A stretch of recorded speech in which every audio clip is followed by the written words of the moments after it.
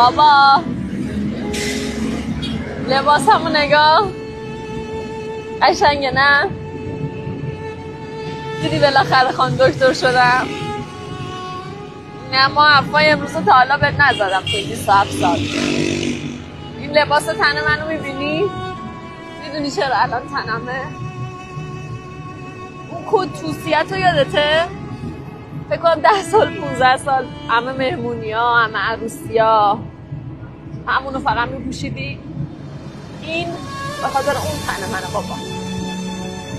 بابا یادته از سر کار که میومدی با سمندز میرفتی مسافر کشی ولی به من نمیگفتی برو خود نمیآوردی، ولی من همون موقع میفهمیدم زیر دستی ماشینت پول بود، میفهمیدم.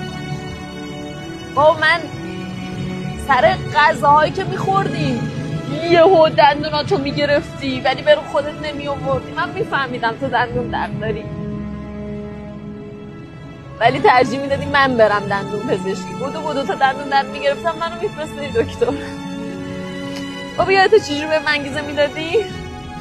میگفتی مسئول بابا درس بخون مثل من نشی، دست تو جیب خودت باشه، آقا بالا سر نداشته باشی، هشتت گرون نوعت نباشه. بابا من الان میخوام بهت بگم من آرزومه مثل تو باشم، همینقدر بزرگ، همینقدر شدید. منم قول میدم برسم بالا ببینه بابام دست بزنه و بگه ایول بابا. به تبریک میگیم. خیلی ویدیوت قشنگ بود، خیلی حس خوبی بود، حس خوبی به ما دادی. امیدوارم همیشه تو زندگی، تو هر جایی از مراحل زندگیت همیشه موفق باشی و خوش به حال خانواده‌ات، از داشتنت افتخار میکنم.